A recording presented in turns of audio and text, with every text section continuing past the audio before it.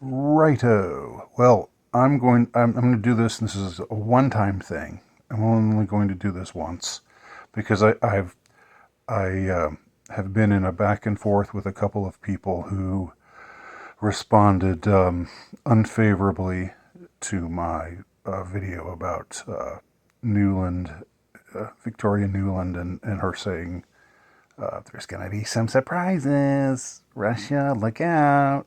And so a couple people have taken me to task, and I've engaged in a back and forth with them, with each of them, both of them. But I don't.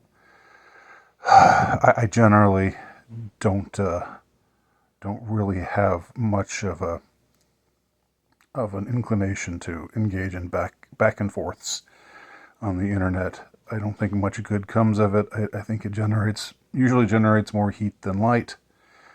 But in this case, I'm making an exception. Now, I did respond to each of these people, but there are only so many things you can say in comments, without getting tedious. Yeah, especially when you're engaged in a debate with people who are apt to go off on tangents, or who are prone to intellectual dishonesty, as I think both of these critics are. There's only so much you can say. They fling all this stuff your way. These irrelevancies, these tangential points that don't have anything to do with what's being talked about, with any of the points that I made, or they unfairly characterize you and your position and what you've said. And they try to make you out to have said something that you didn't say. There's only so much you can say in the comments, so I'm going to, just in this one particular case, respond to these two interlocutors, these two people who took me to task for what I was saying about Nuland. Okay, so this first critic, I'm going to be gallant and not identify anyone's name, but if you go back and if you go back to that video, and click on the comments, you'll see their responses there, unless they've been deleted since then. So anyway, the first person says, Critic 1, the Ukraine apologist, NATO apologist, Victoria Nuland apologist 1, says of my video, embarrassing grasping at straws. It very much is nothing. Okay. How? Why? She said on the battlefield. He meant on the battlefield. Okay. And they did get surprises there. Okay. First of all, in my video, I say, look, this is not a smoking gun. I'm not claiming this is definitive proof that the CIA or some other Western intelligence outfit was behind the Moscow concert shooting. I say that more than once, I think, in that video. But I say, well, but given what we know, our wonderful CIA, our wonderful intelligence services, our wonderful foreign policy interventionists, who consider themselves to be above the law, given the kind of things that they've historically been up to, I don't put it past them. And I wouldn't put it past a person like Victoria Nuland to say, surprise, watch out for a surprise. And for that surprise to be something like what happened in Moscow. I said in the video, Critic 1, if you go back and watch it, I say, I know that wasn't on the battlefield the literal battlefield, but again, to repeat myself, it's very possible that she'd be talking about the battlefield as the psychological battlefield, or the these neocons and neoliberals tend to think in a very global sort of way. So the war is not only being fought on the battlefield of Ukraine, it's being fought elsewhere as well. So I think I'm open to the possibility that a person like Victoria Nuland, who I think is a disgusting human being, and the U.S. Intelligence services, who I think are disgusting and repellent and psychopathic, and have a long history of atrocities, committing atrocities across the globe, I don't put it past them in this particular case. I could see somebody, like saying surprise, and then relishing when 150 people get shot dead at a Moscow concert. Because of the because we're sticking it to them. You maybe think that Victoria Nuland wouldn't do such a thing, or maybe you think that when she said battlefield, she must have only meant one thing. Again, I say right there in the video that number one, it's not a smoking gun. Never claimed it was a smoking gun. But number two, I wouldn't put it past them. Okay, so you're immediately holding me to or arguing a point that I did not make. So right out of the gate, not a good start. If you're into intellectual honesty, it's not a great start. So this first critic goes on to say, it's like saying grass is green, but for the purpose of self-promotion and morale raising. I don't understand how that relates to the battlefield thing. She almost had to say some equivalent of, okay, so yeah, you're cutting her some slack. You're saying she wouldn't do something like that. I do not cut a person like Victoria Nuland any slack. And I don't put being behind an atrocity, a human atrocity like what happened in Moscow, past her. I also don't put it necessarily past the Kremlin. Okay, like I said in that video.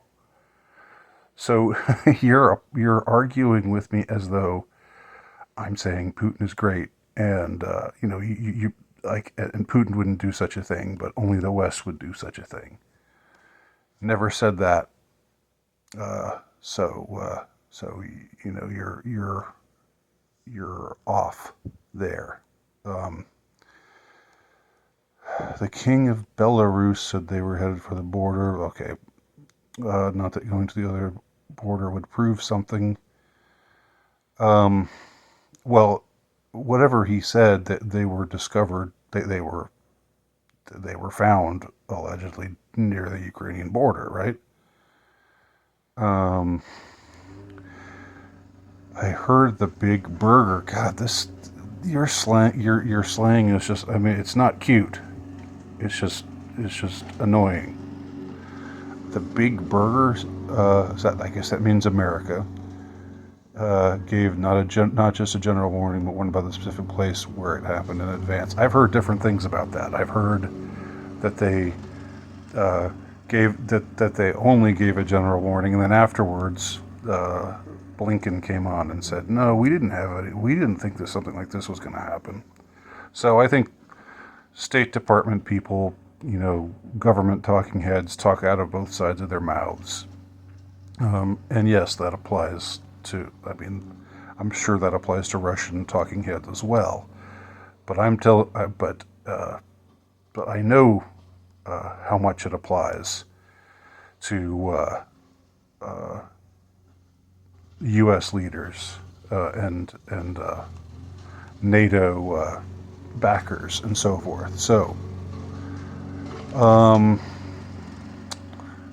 okay.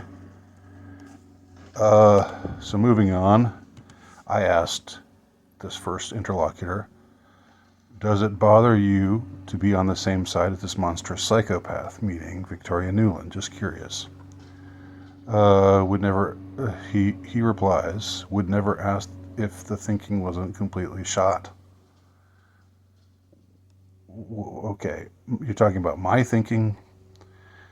I don't think my thinking was completely shot, and I don't think you demonstrated that my thinking was completely shot.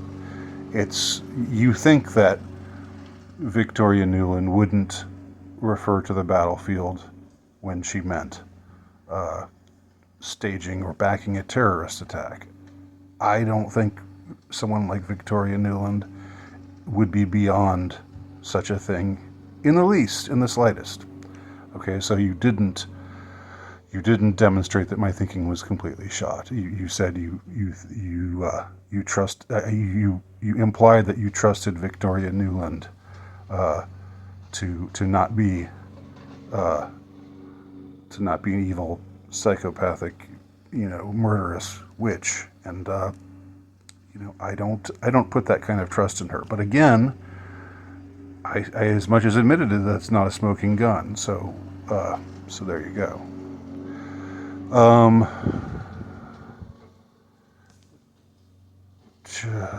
Okay, this just kind of gets incomprehensible. Funny how the speaker, this is something else he says, and he's referring to me here.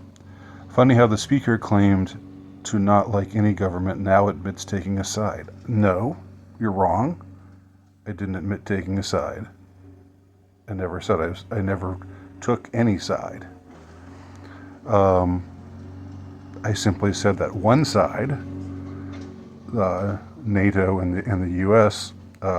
Military-industrial complex and State Department and higher ups and CIA and so forth. I simply said that they would do something like this. They've done things like this before, and I'm sure they're doing them now, and I'm sure they'll do them again. They are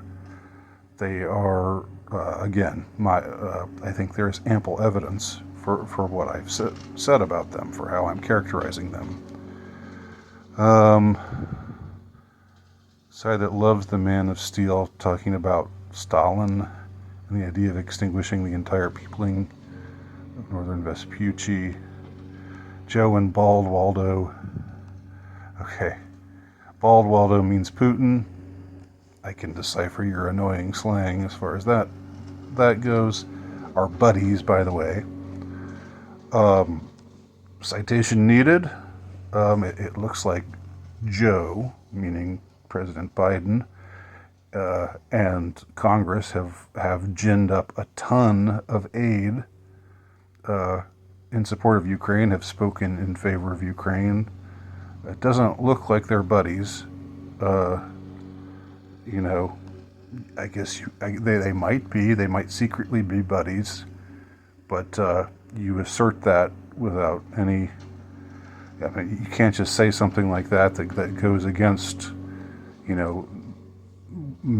what we see manifestly going on in the real world, and just say, well, it's true because I assert it to be true. That's silly. So going on, I don't want this to go on too long, so let me skip past my response to the first critic. He says, to me, non-intervention is as moral as not defending a family member who's being assaulted.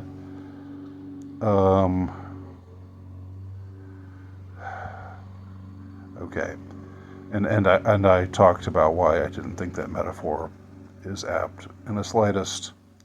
I think what's going on between Ukraine and Russia is a border dispute, and there are atrocities in wartime. The war didn't start in February of 2022. There were stuff going on. Ukraine was shelling the Donbass and killing innocent people for years. I mean, by Ukraine, I mean the Kiev regime. That was happening. So I'm not defending Russia for invading. I'm not saying that Russia hasn't committed atrocities as well, and that those atrocities aren't terrible as well. I'm just saying your metaphor of this is like not defending a family member who's being assaulted. First of all, I guess you would say Ukraine is a family member because I guess in your racial scheme of things, Ukraine is a white country. Um, Again, I don't see Ukraine. I don't see either Ukraine or Russia as family members. I, I'm a nationalist. I'm an America first kind of person. I think a nation's government should put its own citizens first. It doesn't mean not caring about other people in the world. It doesn't mean when there's injustice happening to not doing something to help the people who are being unjustly treated, but but refusing to get involved in a war between two countries having a border dispute is like not defending a family member who's being assaulted. That's absurd. That's asinine. All right. If the burger, meaning United States, I guess, did a little bit more, what do you mean by a little bit more? The bleeding would be over in 6 months. Yeah, I mean, if they sent, uh, if if the burger, meaning the United States or NATO, which is basically the United States, uh, sent just carpet bombed uh, Ukraine or whatever, it would be over in 6 months. You think that might you don't see the problem with that though? You don't think that really aggressively engaging in a war? I mean, I don't know what you have in mind with doing a little bit more. Do you mean sending actual ground troops? Do you mean like bombing? Like I said, bombing the Donbass and the territories who don't want to be a part of the Kiev regime, where there's a lot of Russian speaking people, Russian nationalist people who consider themselves to be Russian more than they consider themselves to be Ukrainian. Do you think that, do you not see how that could escalate into immense catastrophe? I mean, I don't know what you have in mind here when you say doing a little bit more. But, I mean, this is already brinksmanship. This is already, I mean, this is already baiting the bear. This is already putting us on the brink of catastrophe. If what you have in mind is sending a nuke to nuking Moscow or something like that, I don't know if that's what you have in mind, but doing a little bit more, what does that mean? If you escalate this, then you don't think Russia's going to escalate it on their side? And then, is it really worth it? Is it worth? I don't know. Is it worth us? Is it worth the end of the human race? Is it worth us walking around in radiation? Post-nuclear war. I don't think it's worth that. But you don't really consider that whole question. They seem to be distorting their true motives.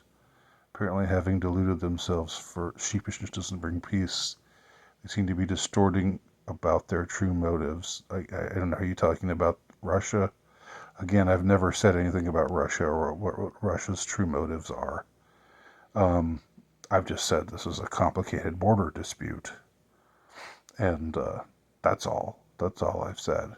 You want me to be say you're assigning me the task of saying no. Putin is right about everything, or Putin's my man. But that's not that's never been the position I've taken. So that's again intellectually dishonest. Not sitting on a cloud, choosing whether or not to burn ants or in the arena. So far, siding with Klaus and BB. I don't know who you mean by Klaus. Oh, Klaus Schwab? How is that siding with Klaus? Is that who you mean by Klaus? I'm siding with the WEF by opposing interventionism. I mean, that again, that's like saying, Biden's actually pro-Russia.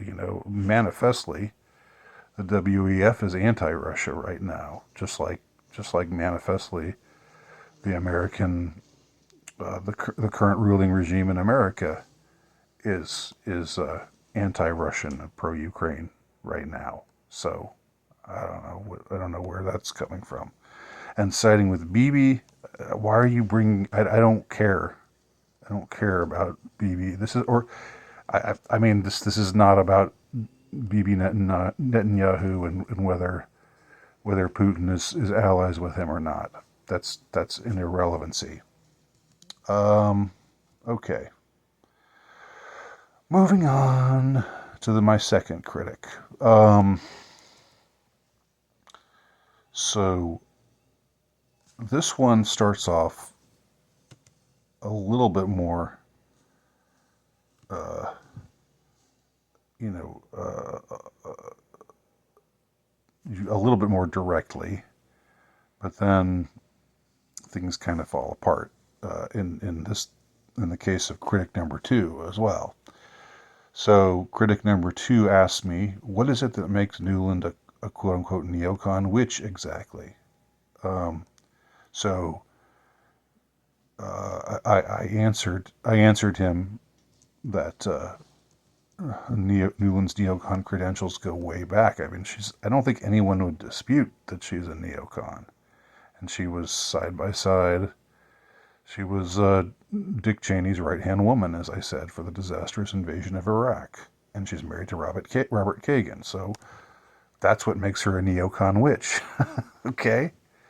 Um, so are you trying to claim that she's not truly a neocon witch? Or are you saying, yes, she's a neocon, but neocons are A-okay with me? Um, you know, if that's what you're saying, with all of this sort of subliminal anti Israel stuff that you're also implying, you realize the ethnicity of Victoria Nuland. You realize the ethnicity of Robert Kagan, don't you? You realize the ethnicity of most of the neocons, or I mean, I shouldn't say most of the neocons just generally, but most of the leading neocons. You realize that, I think, I hope. And yet you're saying somehow that being a critic of these neocons is supporting Israel. Uh, okay. So I responded to him, and then he said, "Nib stuck in Iraq war forevermore." Okay, I go into how this whole saying before something is a dishonest rhetorical tactic. It's dismissive, and I don't think the Iraq War is something we can just forgive and forget. And I say that in my reply. Okay. An entirely different war, if anything, is being reproduced by Putin with his predatory, Antifa-minded genocidal invasion of Ukraine based on hoax after hoax. Donbass genocide. I mean, I don't know about genocide, but I know that there's been hostility against Donbass. I know innocent people have been maimed and killed in Donbass. Uh, I don't think that's not a matter of debate. So I don't think that's a hoax. I mean, genocide is a strong word, but but it's not a word that I've used to describe what's happening in Donbass. Um, anyhow, so the predatory Antifa-minded genocidal invasion of Ukraine. Antifa, okay, because Putin has said we want to denazify, because Putin has pointed out something that is true, which is that Azov Battalion and Right Sector and a ton of the Ukraine military is openly Nazi. Um, Whether you like, if you think that it's good that they're Nazis, you know, I'm not arguing that point. But the fact that they are Nazis is, which I happen not to think is good, um, is is not in dispute. Okay, so but comparing it to the Antifa, I mean, Antifa thinks that everybody, you know, slightly to the right of, I don't know, slightly to the right of the biggest leftist you can think of is a Nazi. You know, Antifa thinks you're a Nazi if you're against abortion. Antifa thinks you're a Nazi if if you're critical of feminism. Antifa thinks you're a Nazi if you're against drag queen story hour, which it seems to me is what our wonderful Western elites are trying to install in Ukraine. Is that kind of society where, you know, where we have Western degeneracy expanding uh, into Eastern Europe. I don't want to. I don't want to expand Western degeneracy. I want Western degeneracy to retract. I want it to disappear. I want to stomp it underfoot. But anyway, that's a different point. The whole idea that Putin and the Russian army are being like the Antifa because they say there's Nazis in Ukraine. First of all, there are Nazis in Ukraine. So if that's good or bad, if you think that's bad, if you think that's good, then I'm not arguing that point. But if you don't think that's true, you're wrong. And I don't think there's any dispute on that point. Um,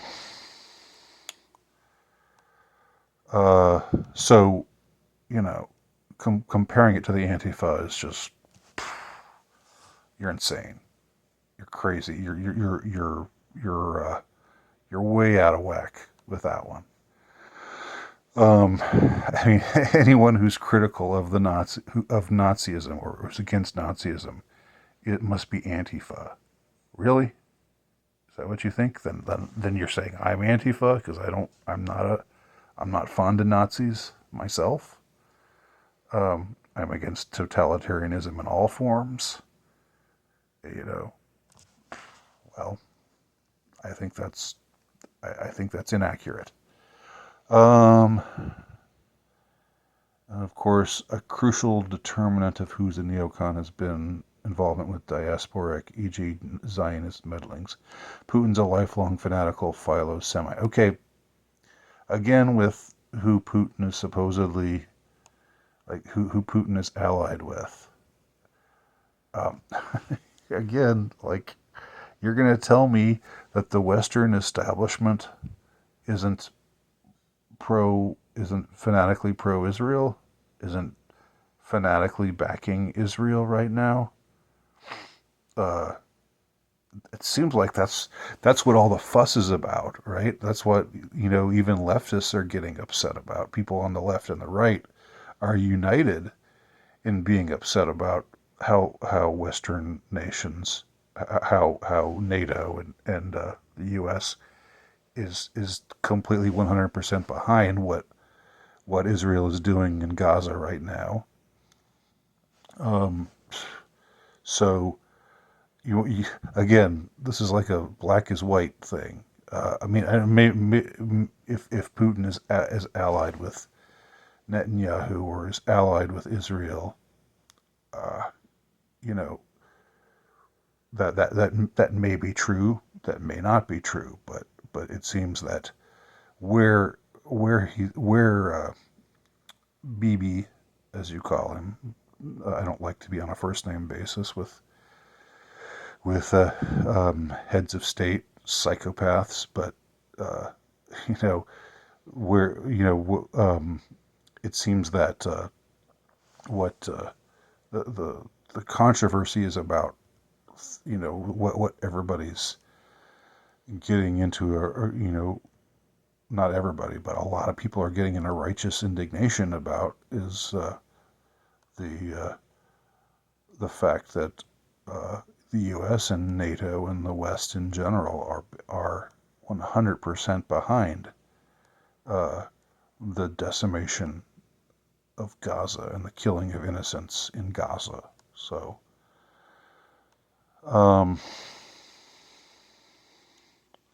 see in his aggression the hand of God punishing whites, Europeans, Slavs, Yukis for their participation in anti-Jewish violence.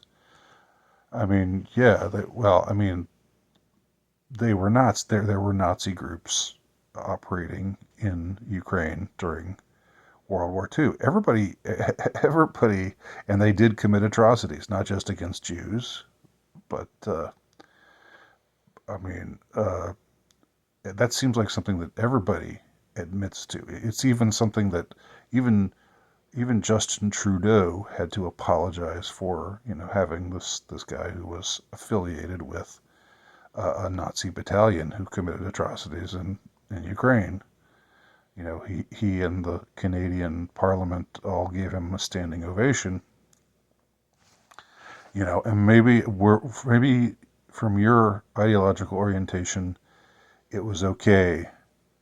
Uh, Hitler did nothing wrong, or whatever. But I'm not even arguing that point. If you're trying to say they aren't really Nazis, then you're wrong. Again, Bibi and Poot are old friends. Neither his predecessors have been friendly to Ukraine. Suspected of leaking info to Putin. Again, why should that's irrelevant to the point that I was making. The point I was making was about I mean, the only thing I said in my video was that I don't it would not I would not put it past somebody like Victoria Nuland to commit to be behind, to be helping to sponsor a mass shooting in Moscow. That's the only thing I said. So I don't care about this other stuff about that you're saying about Putin being, again, just like critic number one, you're approaching me as if I were saying Putin is a righteous man. Putin is somebody we should get behind. That's never been the position I've taken here. So you're arguing against not just a straw man, you're arguing something worse than a straw man. A straw man, at least, has some resemblance to the argument being made. You're arguing against a point that I never have made and haven't, and something that's not relevant. If I were here saying no, actually Putin's against Putin is a critic of Israel, then you could maybe, with justice, come on and say, no, you're wrong. I happen to know that Putin is allied with Israel, but I didn't say that. Okay, so this is again irrelevant. Um, and okay, coming down the home stretch here. My second critic says the olden Western neocons fell victim to hubris in a wholly unrelated war. Following intervention reaction to 9/11, notably spurred on by Putin, great buddy of W, by the way. Whether Putin and W were allies or whether they got on together, again, I've never said anything about who Putin is is allied with. I've never defended Putin's alliances with anyone. All right. Uh, Failed their fundamental objections at great U.S. cost and were marginalized and humbled. While Eastern neocons, the Putinists, oh, okay. So we should support neocons like Victoria Nuland and her ilk, because the Eastern neocons, the Putinists, control the biggest country on earth and are now unleashing hell and causing the deaths and maimings of hundreds of thousands of our people. I'm like if it's people, that's enough for me. I'm not uh, uh, if they're white or if they're something other than white. I think killing innocent people is wrong, and I think there have been atrocities committed by both sides, both the Russians and the Ukrainians. That always happens in wartime. It's one of the terrible things about war. One of the many terrible things about war. It's one of the reasons why I think we should be trying to establish peace rather than continuing to arm this conflict for what I think are highly nefarious reasons.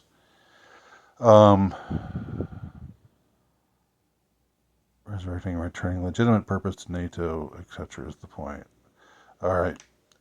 Your casualty stats for Iraqis in the Iraq War look like leftist nonsense. I mean, I don't know how many people really died in the Iraq War. I don't know how many civilians were killed. I just know a lot of them were, and a lot of American servicemen also died in that useless neocon war. And you're saying, oh, well, Putin was behind it. Putin egged it on too. Okay, well then Putin was wrong too. I mean, again, you're arguing like I'm saying Putin has been right about everything. Putin is a good man. He's a righteous leader. I've never said anything about Putin here, guys. I've never said I'm not a Putin shill. Okay. You may suspect otherwise. That's fine. You can suspect whatever you want to suspect.